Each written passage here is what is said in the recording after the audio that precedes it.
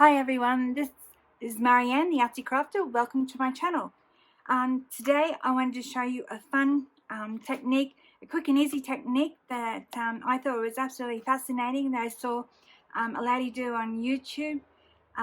She was using National Geographic magazines, but I wanted to see if it would work on other kinds of magazines.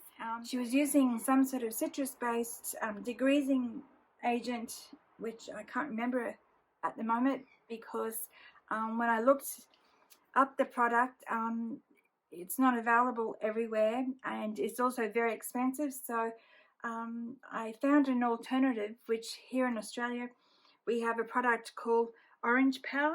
It's here and it's a sticky spot and goo dissolver. So if you find something that's a sticky spot and goo dissolver, because she was using an orange, it was an orange scented or orange based degreaser.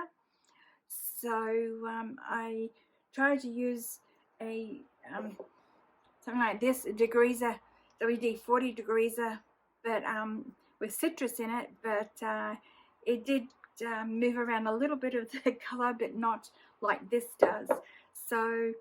So I think, I can't be sure, but something that removes goo or grease or whatever, and seems to, I don't know whether the orange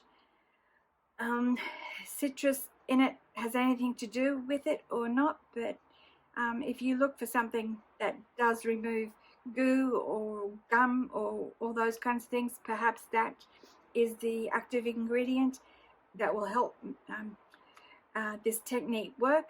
I'm not sure, but anyway, at the moment I'm using, it's a Planet Arc product that I don't know whether that's specifically an Australian brand or not, an Orange Power, whether that's something we only get here in Australia. But if you look at something, some alternative, the product she was using was something called Citrusol, something like that anyway. So anyway, this is what I used, and the it's a liquid, and I use just a wet wipe.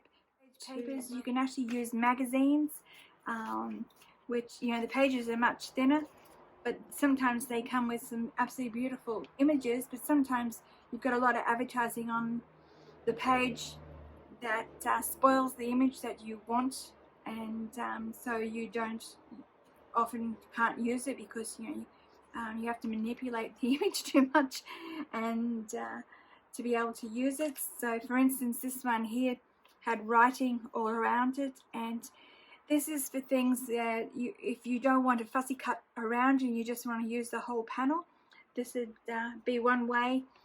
Say if you wanted to use these pretty little canisters on a page, you can now cut this out as a panel and use a decorative element in your journal.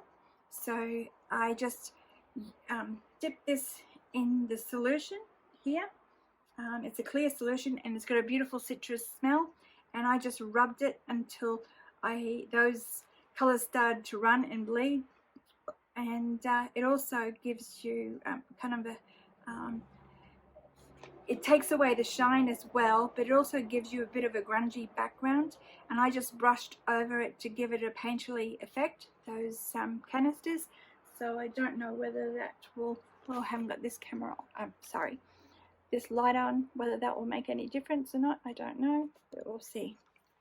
So that's what I did there. And you see it takes away a lot of the shine. Yeah, well, not on the images because I didn't brush across there too much, but that's, I'll just give you some examples of ones that I did. This one here had writing down the bottom and something up the top, so I got rid of that so I can just use that image. Sometimes it takes a little while to get rid of the background. Here you got a pretty little flower there, and I got, if you did want a fussy cut, you can just cut that out as a panel. I left a little bit of the background text, but you can't see it, but it just becomes part of the element. And here's another one. I got rid of some of the writing that was around it, so it's just left with the flower, so you can cut that out as a panel. You could actually use some of the writing if you want to, because it's talking about a sunflower. So these, this one here was actually a bedspread. You could probably still see some of the pillows behind, and it had some, excuse me, someone just came in and interrupted me, so I had to stop it. Anyway, yeah, so you can just blur the edges around, and this would be a pretty pattern as a background pattern on your journal. Here's another one. I didn't take too much time doing these, but you can get the idea of a grungy background with a little bit of purple patchwork there. Here's one where there's a bird, and I didn't want these images or the writing, so I just blurred all that out. So you just got the bird. You can cut that out as a panel, or you can this is if you don't want a fussy cutting them out. You can just cut it as a panel. You can put some text on there or other elements. Here is where the page, I love the flowers, but I didn't like the shine too much, so it's still got a little bit of a shine, but not as much as it did have. And so I just rubbed it over and just faded some of the edges here, which were quite abrupt, and made it look like more of a painterly effect. Some of the colour did lift and move around, so it gives you that sort of painterly effect. You can see here on the leaf, it was quite white, some of these leaves, and now they're mottly effect. So this one here was great because I thought the grapes looked gorgeous, and here just a little fancy, and of course you had a whole page of elements here around it, so I was able to get rid of all those elements except the grapes, and I like the little saying up there, so that's one idea. Here I got rid of all the writing that was on this page around these herbs, so, and it also colored the background so you don't have a stark white background. So that's these. Some work better than others. You just got this one here. I love this one. It turned it all this green color here. Be great for a botanical journal. Here you can cut this panel out now. Got rid of all the writing and other elements we don't want. It had a pot of something here, cooking something here. I don't know what it was. So these are very thin. These are those brochures that you get in the mail where they're advertising, full of advertising products. And this is just an idea. This is still a bit wet, but it gives you a grungy background. Here, this one you can see where I've kept the lady so you can see the image. You can still see some of her arms, but you get a pretty aqua color background there. So these just give you an idea. You can see this page is full of this writing, and I just left a little bit of the writing, and also you can shows you that you can keep some of the words or maybe letters or numbers or whatever. And this is got a pretty purple pattern, so it gives you a grungy effect. And this one here didn't work out too well. It was more black on the page. That's the only trouble. You got pages that have a lot of black on them, it doesn't work out so well, but it's still a grungy background that you could use. It has some leaves on there, and this one here was much prettier, turned out prettier because it was green and blue. So yeah, it doesn't pick up the colors quite as well on there, but still has some of that writing. You could get rid of that completely. These are ones I've already used. There's another purple page. Here's a pretty one with all the aquas on there. So it's just giving you an idea of how this technique works. And it also gives you a beautiful finish. It has kind of like a crepe texture to the paper. So I don't know whether this would be great because all the text on there is being lightened sort of thing, so you can't read what it is. It just gives you the background there with a bit of text on there. Here's one that was green. I don't know what was on there, so it's a lot of red and green. So I just left the red highlights around the edges and the green down the bottom.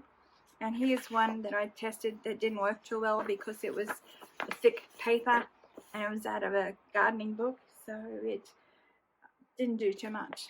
So anyway, I just show you, this is when I started here. I rubbed out what was in the corner there. So that is it's a you never know how it's going to turn out. It's just trial and error to see if it does work or it doesn't work on your magazine page. So anyway, this is a wet wipe, and I just put some of this liquid here. You'll be careful. This is plastic. This will eat into plastic, so I just realized that just before.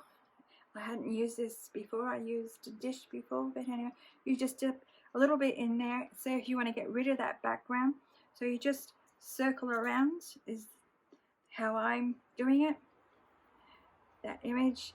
And you can also incorporate what's around that hoop into the image if you want to, make it part of the background. So this is, you know, if you want to use this element and on your page, but you don't want to fussy cut around it, and so you can leave it.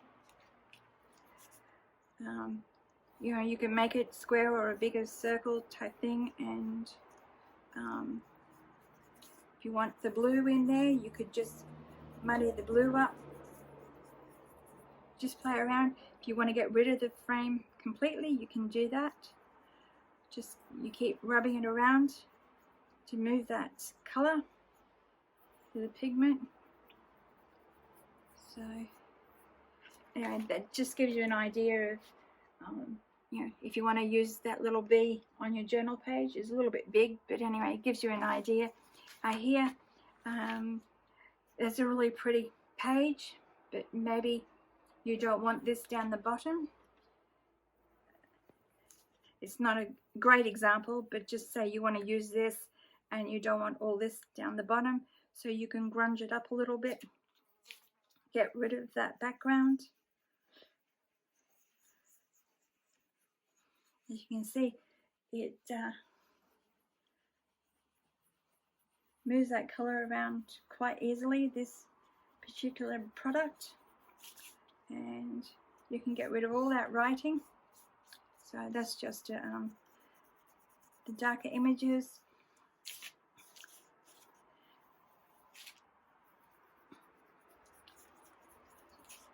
Just to give you an alternative to just using book pages, you can go through all your advertising, and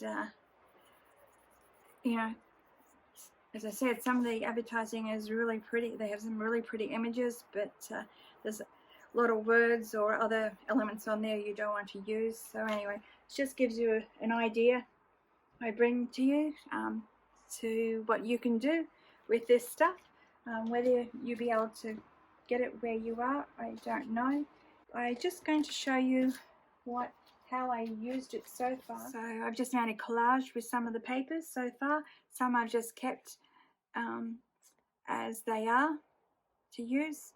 So just gives you some idea, and you know, you can make turn them into, as I said, I really love this one. It's my favorite. These two are my favorite, not because they're my favorite color, but the possibilities are endless, aren't they? If you can, you know, cut this up, use this as a label on a journal page. You can use grapes if you want grapes on a journal page, or you can just use the background color said here. You can just use the purple. You know, it just gives you another option of things that you can use, materials that you can use for your junk journals.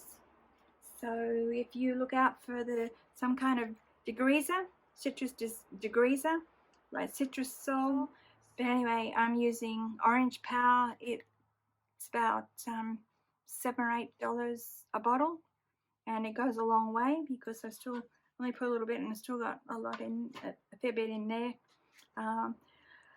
Yeah, so anyway, that's all today. I just wanted to bring this to you just as another fun idea for making some background pages for your journal. So I hope you get some inspiration from that and go out there and grunge up some of those magazine pages.